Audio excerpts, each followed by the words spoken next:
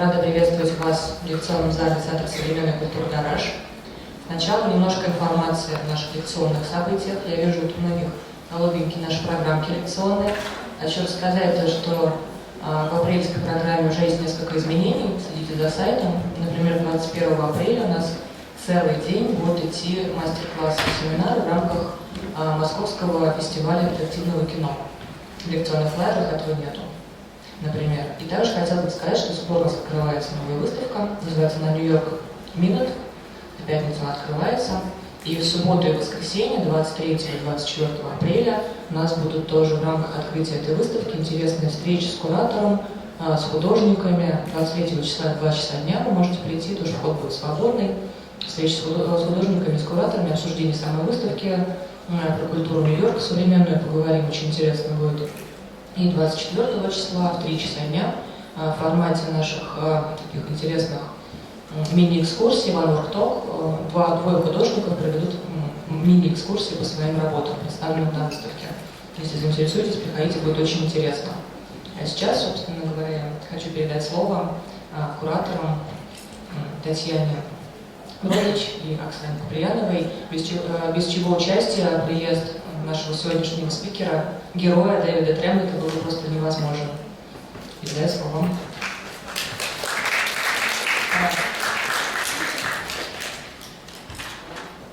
Я тоже ужасно рада, что все пришли. Я очень волнуюсь, во-первых, потому что у меня мало опыта в публичных выступлениях, а во-вторых, вообще от того, что все это произошло, что Дэвид приехал, потому что это совершенно удивительная история.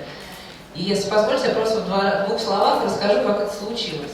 10 лет назад мне довелось побывать в потрясающем доме итальянского архитектора и дизайнера Марио Беллини. Это дом 18 века, совершенно роскошный, потрясающий, такой буржуазный. Но что меня потрясло больше всего, это такие настенные и потолочные росписи современные, которые я увидела. Я была действительно потрясена, мое архитектурное воображение, да, просто было совершенно потрясено. И после этого я вернулась в Москву и стала очень так детально изучать творчество автора этих росписей Дэвида Тремлета. Я узнала кучу потрясающих историй об этом художнике. Например, это первый художник за последние 300 лет, которого пригласили сделать перманентную роспись Палладианской виллы. Это человек, который расписал огромное количество церквей в Европе. Он путешествовал по всему миру и расписывал от руин в Африке до каких-то жемчужин современных архитекторов, таких как Тодаванда в Японии. Я надеюсь, что он все это расскажет и покажет. Так вот, в общем, 10, приблизительно лет, наверное, 8-10, мой каждый рабочий день в архитектурном бюро начинался с того, что я вдохновлялась рисунками Дэвида. Потому что то, как Дэвид работает с пространством, с архитектурой, потрясает воображение, мое, по крайней мере. И я делилась своими впечатлениями со всеми своими друзьями, с знакомыми, с искусствоведами, с художниками. И у нас образовался такой, небольшой, потом он рос, такой фан-клуб Дэвида Тремлета. И вот однажды на кухне с Оксаной мы сидели, как всегда, разговаривали об искусстве, о каких-то возможных проектах, и родилась вот такая вот безумная мысль, что нужно познакомиться с Дэвидом, нужно, чтобы его увидели здесь, и увидели то, что он делает, и увидели его росписи. Я купила билет и поехала к Дэвиду прошлым летом. Вот. Дэвид меня роскошным образом принял в своем прекрасном доме, он, по-моему, о нем тоже сегодня расскажет. Мы разговаривали об искусстве, о его предпочтениях, он рассказывал о том, как сильно повлияло на него искусство русского авангарда. И, в общем, родилась вот эта мысль, что нужно создать вот этот вот дуэт между русским авангардом и искусством Дэвида Тремлета. И, в общем, я вернулась, мы стали думать, мы с Оксаной стали много работать, изучать ситуацию, изучать, что мы могли бы сделать в московской авангардистской архитектуре. В общем, на каком-то этапе нас поддержала Архнадзор, нас поддержал, в общем, они включились в работу, мы все стали думать, что бы мы могли здесь сделать. И вот, главное, с самого начала у нас и огромное спасибо Бридж Канцелу, который совершенно естественно сказали, да, конечно, грандиозный художник, мы очень хотим поддержать поддержать этот проект, они нам всячески помогли. И, в общем, короче говоря, вот прошло там сколько-то месяцев, Дэвид приехал, у нас была мы очень так детально с ним исследовали московскую авангардистскую среду. Вот, у нас там родилась куча идей, и я надеюсь, что в сентябре, или точнее в октябре, потому что в сентябре Дэвид, сейчас вот мы уточняли с ним как раз сроки, в сентябре Дэвид расписывает рид-брифинг, и поэтому он очень занят. И после этого он отдыхает и приезжает, и мы здесь, я надеюсь, реализуем совершенно потрясающий, уникальный проект, который мы условно называем «Дэвид Трemlett в конструктивизме».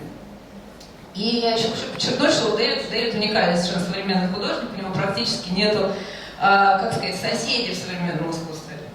Ну, в общем, он расскажет, покажет, я надеюсь, что вы также вдохновитесь, в общем, я надеюсь, что вы получите, да, это надо видеть, я надеюсь, что вы получите такое же удовольствие, как всегда, получаю я, когда вижу каждую новую работу Дэвида. Спасибо большое, передаю слово, очень волнуюсь. Вот, передаю слово Дэвиду.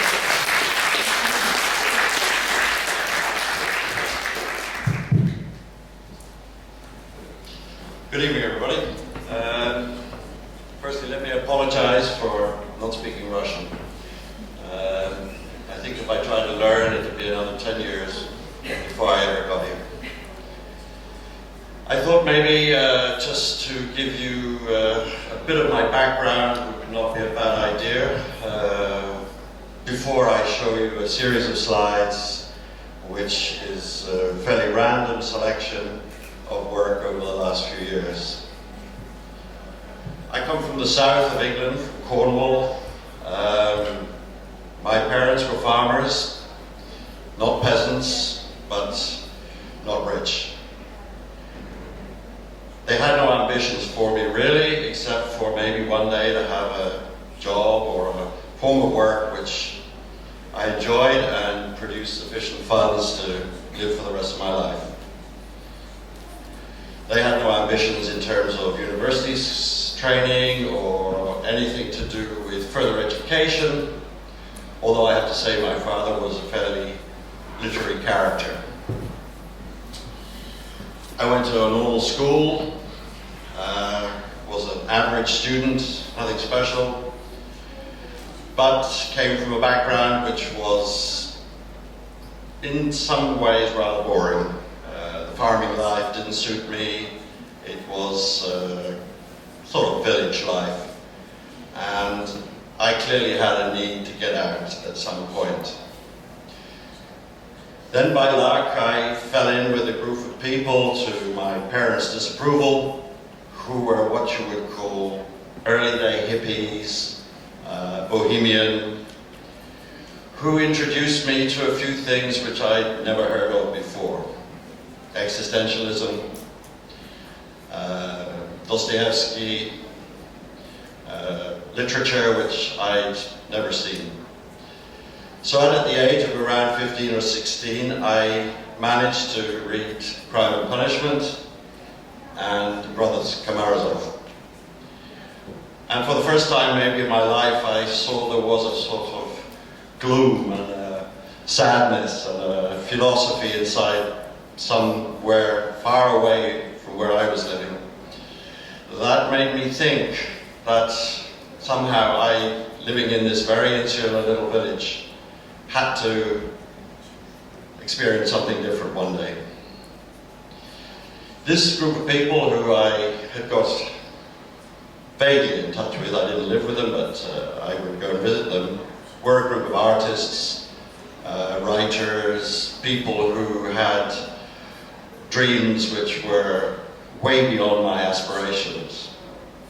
And one of them, who happened to be teaching at an academy in the region where I came from, suggested that I possibly presented a small group of drawings, which I'd always scribbled on paper, done the occasional little drawing, tried to do a painting, and made some little carvings.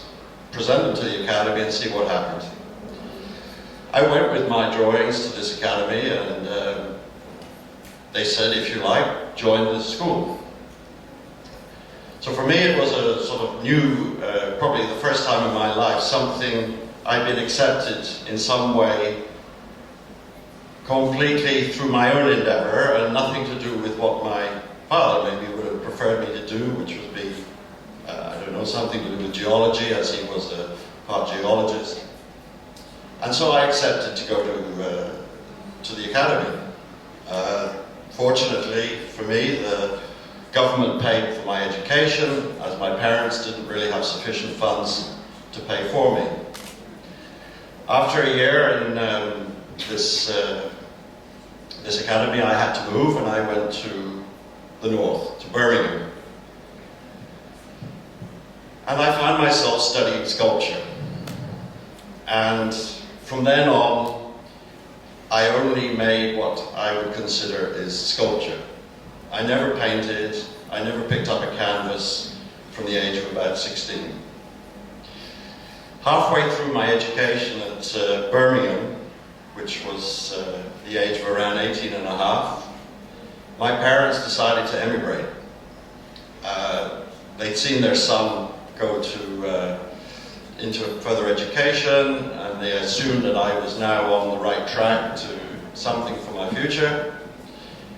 My brother, who was 1 year younger than me, who had not been so academic, he got on a boat and got to Australia when he was around 16. In those days, Australia was looking for immigrants, and for £25, he was able to get passage to Australia and start a new life, and that he did bulldozing the roads across Australia.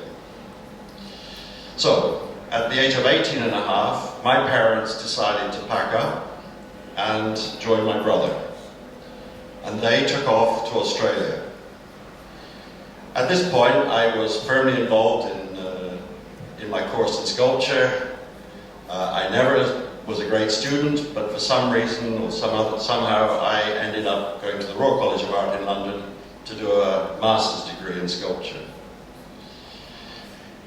Around this period, I had made a transition from the usual figurative drawing, figurative sculpture, learning about the anatomy, to have immersed myself more in what was happening in France, let's say at the turn of the century, Impressionism, and by luck I found a book about constructivism, which I knew nothing about at all.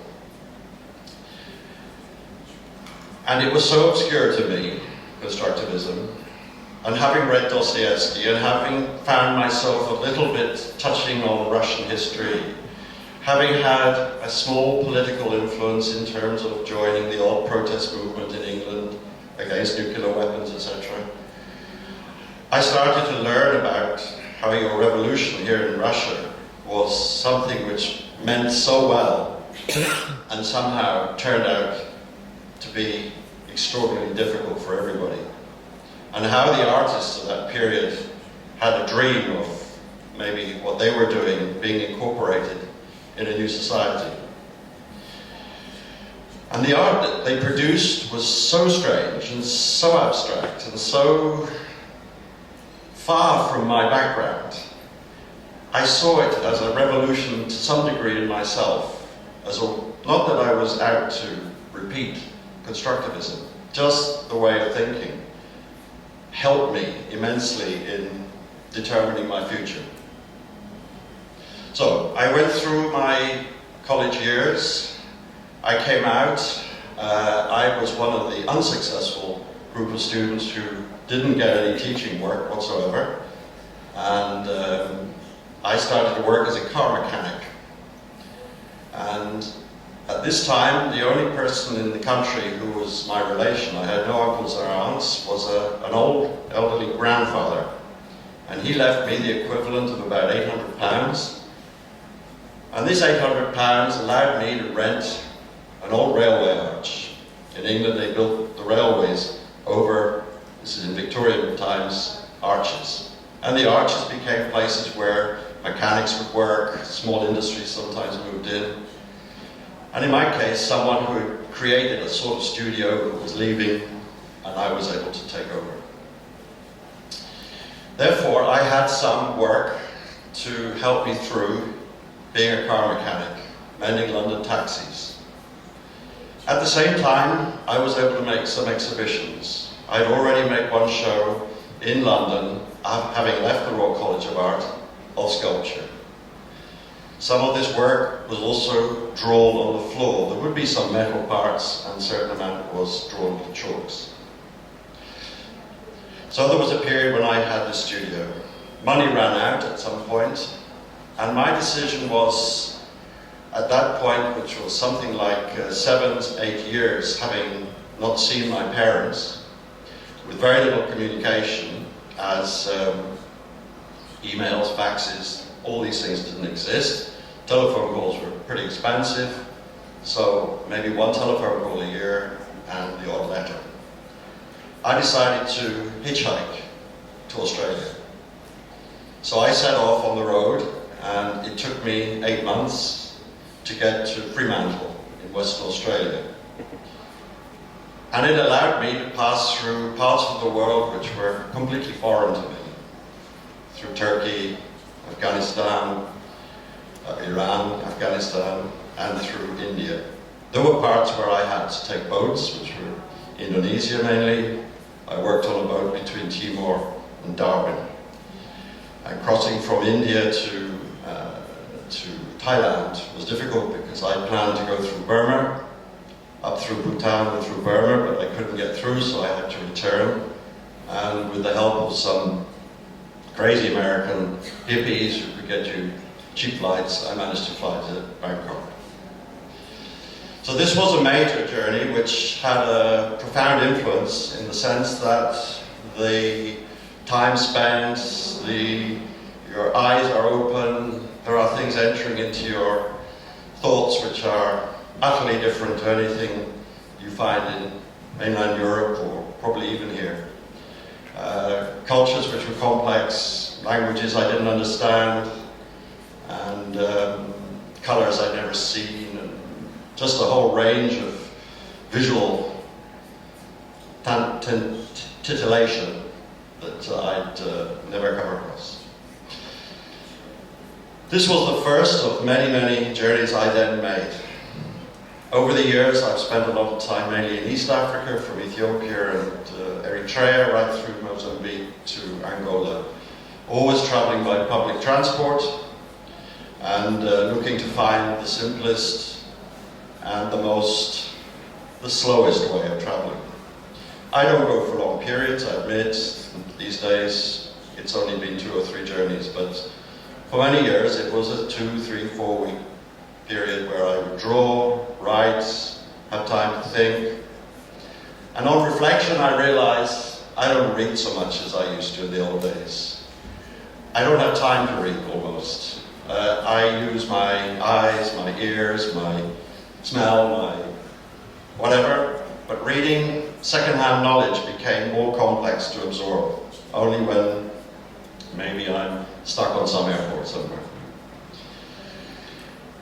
And so since then, for all these years, I found myself involved in projects which, because of a certain love for architecture and a desire to travel, using those things I discovered over the years, more so these days, using things which I rediscover in myself maybe, and in the architecture I come across.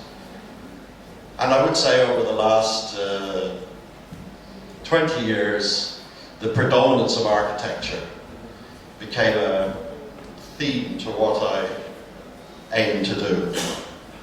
I try to work inside architecture. I try to use the architecture for my purposes, but I try to bring with me something that's come from often far away. So after that, I'm surprised I even managed to get through it. I think I'll proceed with some slides, if you don't mind. Can we just shut the lights down a little bit so you don't see me, just the pictures? Is it possible just to lower the lights? Or just to get them down a little bit? Anyway, while they're doing that, Some of the projects which I've had the chance to do have been offered to me by institutions, sometimes set up by occasionally the artists or interested bodies which exist generally in Europe. For example, this is a church in the north of France, near Reims, the Champagne region.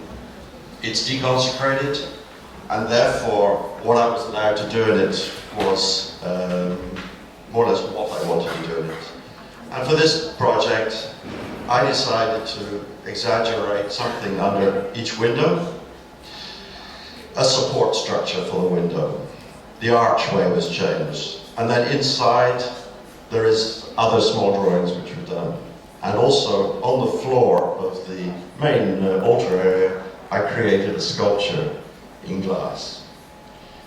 And this, for example, was temporary, like the next exhibition was, I think, Tony Cragg, and after that, Giuseppe Pino from Italy. Now, if I get my button right, there we go. This is a synagogue in Zamość in Poland. And this was a project which was part of a series of exhibitions whereby certain artists were invited to do projects inside certain buildings, mainly in Poland. And my choice was all of these, what we call in French, cartouches, the inset parts of the church, and the work goes, in fact, all around the church. There are 10 or 12 of them. In each case, I want to make a point, exaggerating other curves, other lines, other architectural elements, architectural elements which existed already in this synagogue. The place was dead. The place was sort of abandoned in some ways. Beautiful space, and I hope that the life I could put inside to this place gave it a vigor which maybe changed it for the year, I think it was, that it was up. All these drawings you've seen so far, and all that will come, nearly all, are all made with pastel pigment. I use a dry pigment. We plan out the shapes. They are rubbed in by hand, smudged in by hand. The tapes are then consequently taken off, and they are fixed. This is a larger drawing which was done in a London gallery, which is owned by my wife, and it was part of a group exhibition. It's a drawing based on certain forms. I'd been in India, and the strange black configuration at the top left corner, in fact, says "go away" in Hindi.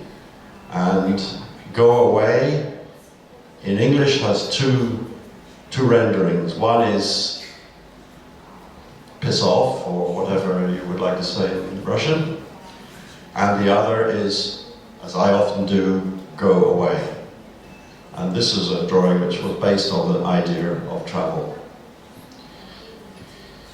This is a room made in a museum in Florence, or just outside of Florence, called the Pecce Museum. The whole surface that is black is made of grease, black graphite grease. The grease is applied to the wall in the same way as I do the pastel sectors. The colored bits are all made of pastel. But the grease is smudged in by hand, and it's a little hard to see here, but there are the finger marks, thousands and thousands and thousands of finger marks where the grease has been pulled into the wall. And so there is this clash between, sorry, I don't know why it keeps flicking, this clash between the dryness of the pigment and the damp wetness, the industrial smell, the stickiness of grease. I now move to a small chapel in Brittany. I was asked here to do an installation which is nothing had ever been done in this chapel. This chapel is in the middle of nowhere in a field which is very hard to get to, never used, and the doors are always shut. But somebody asked me to try and do something here which allowed people to at least visit the chapel over a period of 3 months, and that was over a period of 4 years. They wanted people to visit the chapels, but for not just the reason of visiting the chapel, but to see maybe what an artist has done inside. So once again, this project goes all around the wall. There's a timer on this thing, sorry. And the triangle over the door is in fact done in Greece. I will be doing some permanent windows here quite soon. This is a chapel which I did in the Piedmont region of Italy. Piedmont is near to Turin, where I was asked to do the inside of this chapel, and Solo Witt, the American artist, did the outside. I did the floor in marble, all the ceiling, all the walls in pigments, 4 windows which are all made with Murano glass. And I did the costume for the priest with Missoni, the fashion designer, and it was a beautifully woven piece of material. It's a small chapel that anybody can visit at any time. 1 or 2 people have had their marriage ceremonies in there. I'm sorry about this. Yeah. Several marriage ceremonies have been performed in here, but it's deconsecrated as such. Right, the next one. This is a permanent installation in the Museum of Contemporary Art in Nice, in France. And I was asked to do all this spiral staircase. Again, it goes around the sides and it winds its way to the top, and there are many walls involved. And it's a rather interesting construction as a staircase. Again, using a type of line, a type of symbol, a type of structure which always links one side of the stair to the other side, in the sense of this linking this linking that line to there. Always there's something that's balancing the forms together. Sorry, I don't know what's happening here. All right, let's go to this. This is an abbey in the centre of France called Abbey Saint-Savin. It's one of the oldest of the abbeys. I was asked to do a series of drawings on what are pretty much, how would you say, walls which have, it cannot remain permanent, but they allow you to draw in such a way that if you can remove it after a period of time, it's acceptable. And what happened in the case of this, each one of these windows here has an opposite drawing which appears on the other wall. And this allows me to draw little pieces which sometimes exist in the brickwork here. Do you think we could get a way of stopping this moving every, I don't know what it is. Is there a technician here? Just to see whether we can stop it. So I'll carry on anyway. So I was choosing strange, for example, here you have a square, funny little brick. I would repeat this up here. I would find some strange shape in the wall here, and I would repeat it up here. So there was a dialogue between what exists in the building and what was drawn up on those surfaces. This is just an example of a sketch which was done for a church window in London, in St. Martin's in the Fields, which is by Trafalgar Square. And I was never able to make this drawing, but in fact I thought I'd put this in as an example of the type of glass that I could make. Later I'll show you what I have done. This is part of, that's a ceiling, so that's the ceiling area. These are alcoves in the apartment of Mario Bellini, who is an architect and designer living in Milan. And I went throughout the apartment doing ceilings for bathrooms and bedrooms and walls for all of these places. And this is a work from around 95 roughly, so, no, 98, sorry.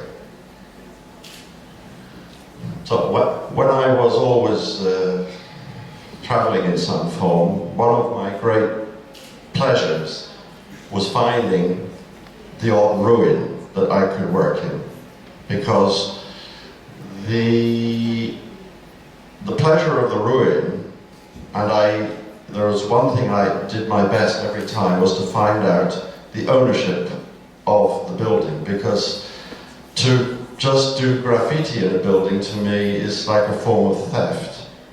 I always looked to understand that who owned it didn't object. In the cases of these buildings, there were no owners. These buildings were built just outside of Dar es Salaam in Tanzania, and the roofs didn't exist, the windows had been ripped out, they were just the skeletons. And I did a series of 20 or 30 drawings which all had a relationship to what was going on in the desecration of these buildings. In other words, a support structure which supports an empty window. And so I went around these buildings trying to draw something significant. Eventually we made a book about the project. These are drawings made in pastel. They of course disappear, and there is a very ephemeral side to it. But it's all part of that curve of learning how to draw in architecture. This is just to give you an example of how we draw, in a sense. Both, that's me on the left and another character on the right, and we are rubbing in the pastel with our hands. And everything has been taped up in such a way that we can get our lines straight. The forms which exist here, this form and this form, are based on the plan of the floor. So if you imagine the floor plan that goes here, it turns out approximately like that. I was using the plan of a floor, the plan of a ceiling, the plan of an outside part, and I was using that as my geometric motive inside the building. Again, this is a place in Alba, outside of Italy. This is a project in a palace. I was able to go up the stairs, up the wall here to the ceiling, around the floors. A latter part of the project allowed me, and I actually, I came down the floor. So later I will show you how I work on floors. Again, everything is done in pigment. Everything is lacquered with varnishes on the wall, and on the floors we use resins. I show you this because this is a sort of empty ruin. I have always photographed those places which have been abandoned and torn apart. For years I have a collection of photographs as such. And they are, for me, often the great inspiration on how to draw, either picking up these left-behind colours or the left-behind forms which exist through the smashed doorway, let's say, and there I start to find a new geometry for what I do. This is a drawing based in a museum in Grenoble in France, where I recently did a retrospective. And this is where the idea is to run a passage between two rooms, how to overlap the entrance, allowing a drawing to exist in both rooms. Here, Ferruccio, one of my great helpers from Italy, we're doing a floor. And the floor is done on a floated concrete base. The drawings are then all done in pigment in the same way as I do on the wall, rubbed with the hand. Each one is then fixed, which is what he's doing at the moment, just lightly fixing it, and then the whole floor is sprayed with resin, with a hard resin, about 1 millimeter thick. And this allows it to be washable, and it's very resistant, and I would say will last you for 50 years without much of a problem. This is the British Council building in Nairobi, where I worked with the architect Squire and Partners. I did the outside of the building, and I did the rooms inside the building. Once again, all these forms are done with pigment, rubbed in by hand. Extremely difficult because the texture was very, very tough. But with the help of a bit of sponge, we got it all in. And then it's fixed, and then it's got a heavy resin varnish on it. And as the wall is a large white section, it breathes easily. The colours are more or less permanent in the sense that the pigment, unlike paint, has no water or no oil in it. And the consequence is that there is no drying out and therefore virtually no fading. Only in some colours which have some chemicals in it do you get the odd failure with a bit of fading. This is the interior of a aristocrat in England, the Duke and Duchess of Westminster. The floor is not by me. The floor was done by her, by the Duchess. My project was the wall, the ceilings, and also I designed the lights and the door sectors. And it's an entrance hall to a particular house that they have. This is again back into Italy. It's the dining room of a couple who live in an old castle called Castel Bosco, and I've done 6 or 7 of their rooms for them now, some ceilings, and also I've done quite a lot of work on their farm area, which is another story altogether. Here I was using almost 3 types of drawing which I've used over periods of time. The bottom drawing is like columns and support forms, and which supports the center section, where I use the gentle line, which is like the chapel in Barolo, for example, I showed you earlier. And the top one, which is this ball, which I've used over the years, which is a sort of something that floats. I've generally only done them on ceilings, but the idea was that this ball had a loose edge, always a loose edge, where my hand was pushing the pigment out and not being so rigid as, let's say, the bottom 2. This was to try and form something more optical. I have to say in the end I didn't like it, but it was a period of 2 years or something where I tended to use that as a symbol. This is just a facade of a building in Mexico.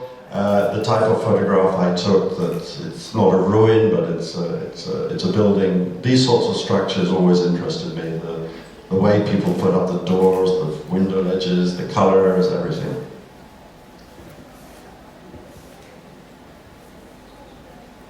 What's happening there? Hang on. All right. This is one of the windows, which was made by myself. In a church in the region of Champagne in France. There are 27 windows in this church. It has a magnificent story in the sense that the church was originally built in the medieval period. It survived until the Napoleonic Wars. It was then demolished and rebuilt. It was survived then till the First World War, where the Germans managed to demolish it. It was rebuilt.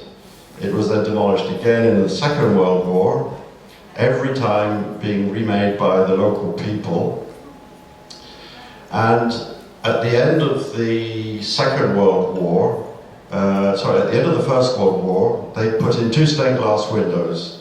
And these 2 stained glass windows depicted fallen warriors, the classic window of the soldier on the hill. There was a man who was a peasant farmer who remembered these, and after the Second World War they rebuilt the church just with plain glass. Before his death, this peasant farmer asked the priest, and this was maybe 10 years ago, when he died, would he sell his contents of his house which was very little, and with the money made, could he put at least 1 or 2 stained glass windows in the church with this money? This peasant farmer died. The priest went to the region, he went to the Catholic Church, he went to many Gaz de France, for example, and he managed to find 1.6 million euro. And with 1.6 million euro, they could make a competition between glass makers. I was fortunate enough to be selected by a very good glassmaker who had done already the Chagall window in the Reims Cathedral, and I was once again lucky to win it.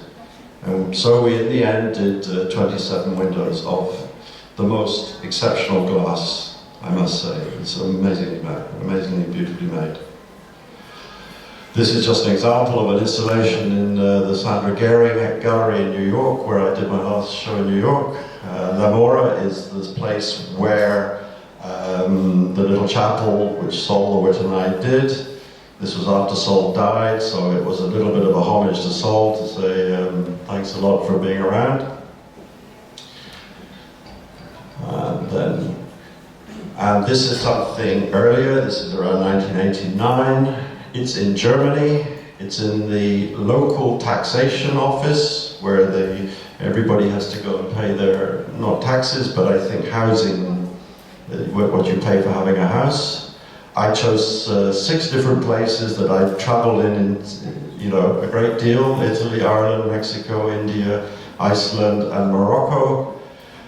I used these names in German, in English, and then in French as a way of constructing letters together to build up a sort of brickwork of letters which then form the structure of the ceiling. And here is a fairly good example of you can see a little bit more the finger work of how we work by hand. It's the details a bit better. This happens to be my bedroom in my house. I included a couple of photographs of my house where we sleep. Now there's a bed there, and it's very comfortable. This was just a quick sketch. This was in fact for Mario Bellini for a project he asked me to have a thought about. So he gives me the plan of the building, so I draw it up, and I come up with the idea for how this one particular wall, I think there were 4 walls altogether, could be done. This is a project which I made in Switzerland, in Lugano, in a gallery, so very simple, one-off for an actual exhibition. And again, you can see here I use grease on the form. And this is where, when I look at these works, I start thinking again of constructivism, of my love for the Bauhaus, I don't know, there's something inside me that when I see this I realize where my thoughts often come from. And the next photograph is how I reinstalled this work in the Kunsthalle in Hamburg at the end of last year. But instead of doing the main dark area in grease, I used graphite powder. So we just smudge the powder into it, and the rest is done with pigment. This was another drawing done in Lugano, in Switzerland. It's probably about 2.3 meters diameter, and I tended to call these broken lines. There is an idea of the construction of lines, broken up, interlocking. Once again, the idea of balance and how to make something solidly locked together as a structure. And this sometimes relates totally to a wall, or it sits in the middle of a wall. This is something that sometimes people give me to do. This was a project for Dubai. Never realized, of course, as the economy of Dubai has slumped a little bit. This is all made of gold, and this was a library for a project to do with it was a medical center. And it's where, if you've got the money, you go there and have your heart transplanted and all that sort of stuff. You go and relax on one of those funny little islands, and you come home a lot better and a bit poorer. And this was a library where you could probably read all about your problems. This is an old castle near to Bologna. This is a permanent commission, which is part of the entrance hall of this old castle. So these are all there for everybody. This is something that will last forever. This is part of an exhibition I did last year in a fort in the north of Italy on the Swiss-Italian border in a place called Aosta. There were 5 of these big tunnels in this fort. The window at the end there overlooks the pass up through the Alps. I use writing from time to time because it shows my my love for language. I've always been confused and love language. I read, I don't read, but I always use language in some form. And here it was just writing alphabetic symbols, whereas in some works I actually write about something. But it was, each ball underneath is made of grease as well. So this very light, rhythmical, almost like musical score, resting on heavy balls of grease. This is in a Palladio building. I've been lucky enough to be able to do some work in the buildings of Palladio near Vicenza. There are some of your original frescoes, which in general are pretty terrible, but they are of course protected, and allowing an artist to come in and work on their walls is not always the easiest. But I think I made this room move in a way which it possibly didn't have the rhythm that I hoped to try and create, and my rhythm was a lot of dancing lines really and curves. This was a commission by a couple who live in Bologna. Please could I do first of all the floor, which I did in wood, and then eventually we did all the walls. This is one room. There's a second room that it continues through. Very complex drawing, very hard to make, but with very fragile walls. At the same time, the light and everything inside this room was absolutely amazing. And I think this is an elderly couple who looked for something in their lives which was outside of the norm, which gave them food for thought maybe over the rest of their years, and which they maybe could pass on to their children. This is the British Embassy in Berlin. My project was to do all the walls. It was the largest project I'd done up till now. It's 14 meters wide and 16 meters high, so you don't actually see the height here because it tucks underneath, but each one of those arches, each one of these is about 6 meters. And there's a Tony Cragg sculpture on the left. The architect was called Michael Wilford, and he tended to use the most horrible colours, like here, and this is him, and I really was battling against his colours.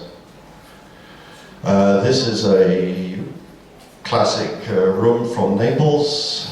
They are antiquarian, they collect antiques. Everything in the house is antique except for me. And they took the risk of having a work which was really throwing out of joint some of what they naturally love and what they naturally like, and I think it allowed them a certain freedom to not be completely restrained by the ancient, and that the new was something that kept people there, and it helped their antiques, in my view. Really something to bounce off. This is a typical drawing of something. This is how I would work. It's all done to scale every time. This, in fact, is for a restaurant in London. It's an Argentinian restaurant, and on here are texts all about eating, but written in Spanish, written in Italian, written in English. And that's what I go to the place with, was a series of drawings like that, which I eventually worked from. This is one of the rooms in the Kunsthalle in Hamburg. Immense room, 4 walls. Sadly, there's only 2 here.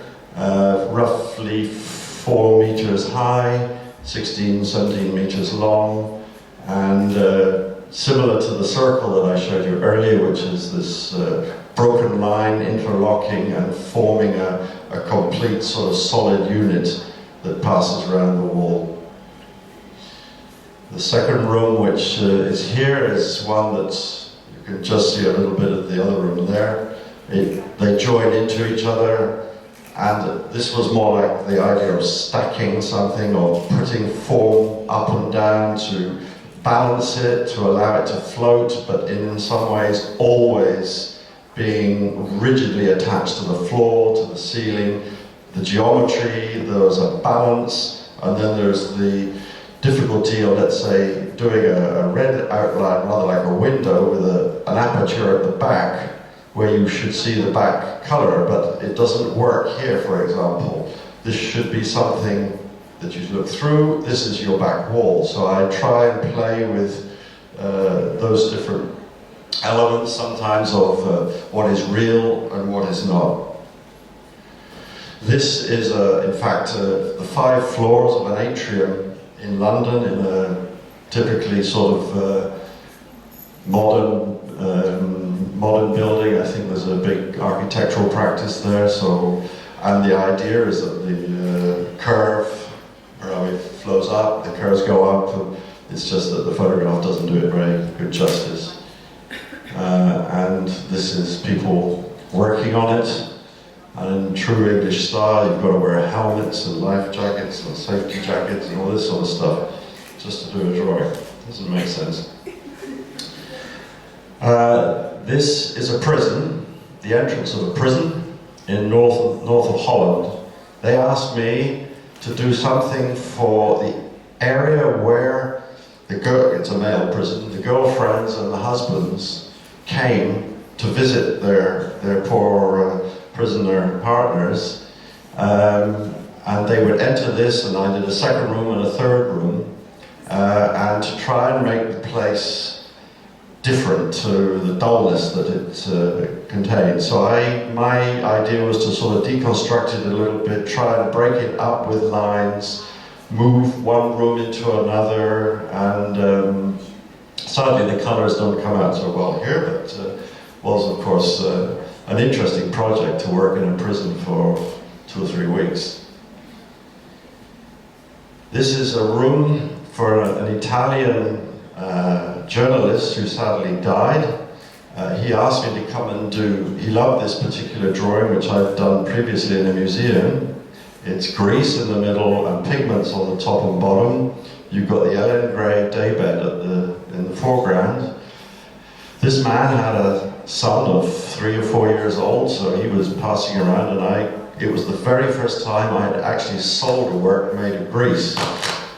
Very risky material to have in your room. He did actually sell the house and move somewhere else, and we remade it. And so it's now in a slightly safer position on a balcony. But always a good, interesting risk to put that in somebody's house. This is the metro station in Naples, or one of the metro stations in Naples. Just before I came here, I was talking to one of your colleagues, and she was talking to me about the metro station nearby here, which is the Dostoevsky metro station, and how gloomy it was and a bit heavy, and etc. So I thought, well, yes, maybe a little bit of colour like this next to Dostoevsky, given my long-term relationship with the man, might help. So I thought I'd show you this. This is my house, Nora and I's house in England. It was originally a very simple little bungalow which got demolished, and we designed it and put together something which, of course, it's not constructivist, but sometimes when I look at what I've seen here in Moscow, there are things there that I see in my house. There are obvious influences from both the constructivist period here and the Bauhaus in Germany. but it's an eco house, so it's very well conserved. It conserves heat well. We have the solar tubes at the top which create hot water, and it's a delight to live in, and with plenty of space. This is a strange situation, and sadly the photograph's not very good, I'm sorry, the floor is not purple, it's sort of brown. There is a Bramante ceiling up here, which you don't see, but it's a very old, beautiful room, which was formerly a bank in Renaissance times. There are some existing frescoes here, here, up here, and the owner said, could I come in and do a drawing all around the room, which kept the old frescoes, but gave the room a different life altogether. Now this room is seriously badly insulated, as you can see. It's all falling off all the time, but it's been there for 10 years. It's still there. Anybody going to Milano can go and visit it, and it's like a good wine. It's sort of aged in a decent way. I go back to my house. This is a little bit the inside of the house and how we did it. I did a floor, as you can see, in the same way as the previous picture, and I have some furniture which is a bit in the Mise van der Rohe period, etc. And that's a second view looking out onto the garden. And we managed to incorporate wood, concrete, and many materials in it. This is a project I recently finished in Genoa.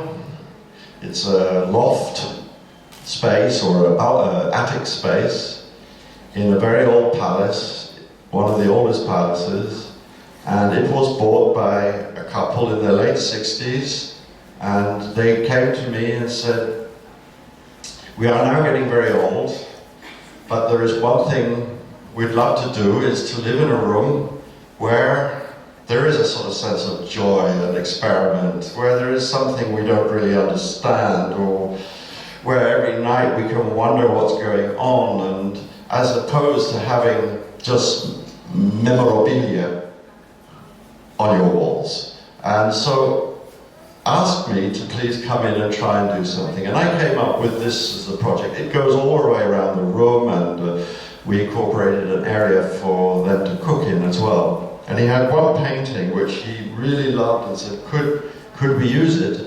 So I fitted this painting in there, so that there is a sort of column stacking going on, 1, 2, 3, and then 4, including his painting. And this allowed a little bit of his history to be brought in to the work itself. As for the rest, very tricky, difficult little alcoves. The best I could do was to exaggerate these curves of the alcove in whatever way I could. I could put something underneath there to support the step, exaggerate the corner, just go around the building, trying to use the line as a way of enforcing the original structure.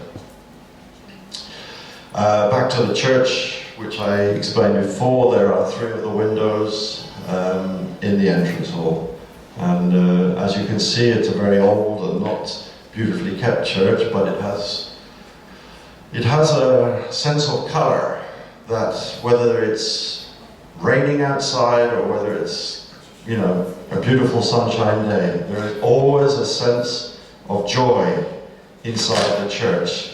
And I think that what happened when I was asked to do this project was give it a sense of joy. Don't get too involved in some sort of more mathematical thinking, which I can easily get involved in.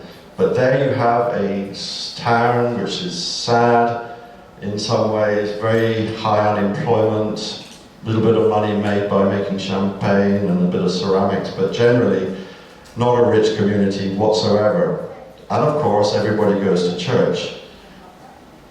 And the trick is to give everybody something which, even if it's difficult for them at the beginning, the next generation especially, get to love. And now there is a couple of shops selling books and postcards and all these sorts of things, and the local restaurant and the local hotel have expanded, and there's a little bit more of a tourist interest in everything. And so, in some ways, it works. And all you can say is thank you, the French state. The French state has traditionally been very good on supporting these projects. Whether they can continue it is another problem. And then you get the odd company like the Gaz de France, who help. This is an example of a work which I actually do with another English artist who's called Alan Charlton, and he's been always making grey canvases. So these are grey canvases which are hung on the wall, and my drawing is on the top. And we worked in this gallery in Berlin in corners and walls, so this is one of about 10 different projects we did together, where it's an artist working with pigments, myself, an artist working with canvases, who build something to make a structure predominantly about the corner of a wall. This is an extremely bad photograph of a room which I did for Tadao Ando. He's, you probably know, quite a well-known Japanese architect. I worked with him on 2 rooms in his, what's it called? It's called an oval guest room. It's a guest room on Benessa Island, which is on an island called Naoshima, where there is a museum, and Ando has done nearly all the architecture there. For example, these are these windows which drop into the floor, so you can literally sink it into the floor and walk out, as in fact Mies did in Brno in the Czech Republic. So I was living on this island for something like 2.5 weeks each time, firstly to do this room, and then secondly a slightly bigger room right next to it. So a great chance to stay on a Japanese island. All these drawings again done with pigments, varnished properly with Japanese varnishes in this case to make sure they're permanent, and maybe once every 15 years I go out just to check any damage that maybe the visitor might have made. Back to Dar es Salaam, Tanzania, looking onto the Indian Ocean, my ruins which I found, and my interventions to try and give a poetic support to a crumbling building. It's more of a sense of poetry, this type of drawing, than anything solid and real. It's about loving a place. It's about giving it a kiss, almost, in an architectural way. This was a recent project in Rome. Somebody asked me to do a ceiling in the center of Rome. So I decided to make the journey from, like I described, from England to Australia. And we started in, I think you can just about see Germany here. And then it moves on, and it goes through Ulster, it goes through, and gradually you go all the way through till you get through Indonesia into Western Australia. And so it's my journey from England to Australia, but done many, many years later, and on somebody's ceiling. I also do some small corner parts in 4 corners. This is the final part of the show. At the end of August, I start a project. This is Tate Britain. This is the main hallway that goes up from the entrance. You have one big wall here. You have a wall which you don't see here as you go up, and you have a 3rd wall on your right, which is this one coming up here. The total height of this one is something like, we've got, I think it's in the region of 14 meters. On the left wall, a little bigger, on the right wall, a little less. And the final project will be like this. So this here is, if you can draw a line down there, that's that one we first saw. This is the wall as you come in these 2 openings here, you go up the stairs here, you go up the stairs, you go up the stairs, you go up the stairs, and you go into your galleries there. And this will be made between August and September. And it will be the biggest one I have ever made because of height and complexity. To draw this, just to draw it up in pencil will probably take at least a week and a half to 2 weeks. And then the application of color gets even more complex. The only thing I will do here is at this top area, I don't do it in a pigment, I do it with paint. But we sponge the paint as opposed to using brushes. So, after all those difficulties of my slide projector, I think I managed to get through that. And I'm not sure if I've got an awful lot more to say. I'm getting a bit tired here. I hope whatever I had to say was understandable.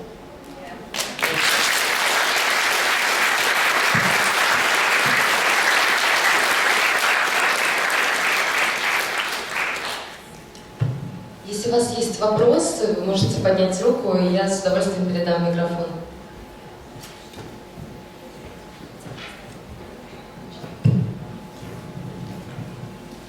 It was mentioned before that you are coming back to Moscow sometime in September or October to make some paintings, and could you tell which approximately building that will be? Well, I didn't describe any of this when I started my talk, but since I have this real love of that period in your history, I've been able to see some of the Malinikov buildings, this one of course, but his house, I was lucky to go to that. I've seen the Ginsburg, the very large space, which is residential building. What did I see yesterday? Yes. And today I saw the El Lazitsky building. So I of course dream that I can come back. It's, Moscow for me is the first time. I had such strange original concepts about Moscow which have completely disappeared. I am saddened sometimes to see these buildings which have been so neglected. But I can't come here as some European saying I should be looking after them. It's not my position to do that. So my desire would be, if it was possible, and I know there are many complications, to do an intervention in one or two of these places, could be just one, on the lines of what you've seen today, in some form, which would, if you can imagine those little African drawings where you do something very simple on it, maybe more complicated now, that it's like giving a place a sort of kiss of life, just a little expression of love, or a little expression of thank yous almost from me, myself. I'm one artist of millions probably who are really in love with this architecture. It just happens that I probably am one of the artists who does work directly on surfaces. So, the answer to your question is I would love to come back and touch one of these buildings, or touch two of these buildings.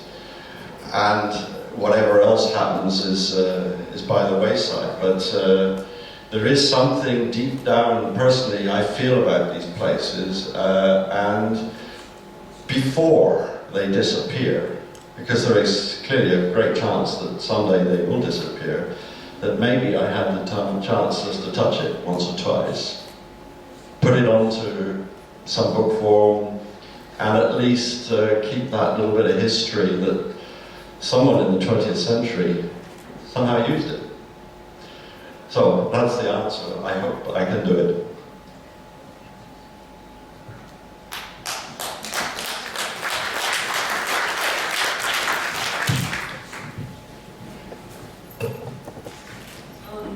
Thanks for the lecture, and I noticed that your work always fit to the space. How do you manage to choose the right scale? Choose the right scale? Yeah, for your painting, that is not every room, disturbing, let's say, that is always. Well, every room, whether it's this room or some tiny little hallway, of course, has its own scale naturally. It exists. My work as an artist is to try and give this sort of balance and to give a sense of something between rhythm, within the color, give it a certain feel of material sometimes. I do not wish to be abrasive, but I want to be tough. I try to find a way of expressing my work inside whatever type of architecture it is that's got a certain subtlety to it, I hope. And of course, I can sit here talking to you about what I did when I was young, when I went to college, what I like, and all these things. Of course, there's a history in everything we all do, no matter if you forget it. You know, that your history's there somewhere down the bottom of the line. Whatever your parents taught you, whatever you learned at university, and your experience as an individual. In my case, say, that's being in Africa or somewhere. And, for example, with this piece, this is about an immense surface, which in my case, you could have done a lot of wavy lines, let's say, to take you up and down the stairs. You could have done a lot of things that floated all over the place. There are many solutions to this, which other artists would have done. But in my case, it was about stacking, building, supporting, allowing the ceiling structure to rest on something, that you had a real construction going on, and choosing the right color that worked within the space. So not a whole lot of primary colors, but the colors are not actually fantastic. They're not very good on here. There are certain greens in this that you don't see. Sadly, the photograph's pretty bad. But it's about that balance and weight of geometry that you built a wall yourself. So every time there's a project in my mind for some place, it's about how to make a structure inside that room for somebody, as opposed to decorating. I'm not a decorator. I have no desire to make a place look beautiful. It's about constructing in it. I come back to those old days of being a sculptor. I built things, I made things, I put things together, I'm a maker. And therefore, what goes on in these walls generally is all about making something, and nothing to do with the concept of painting it or trying to give it just another feel. It's really trying to make something on the wall. And that's all about balance and whatever.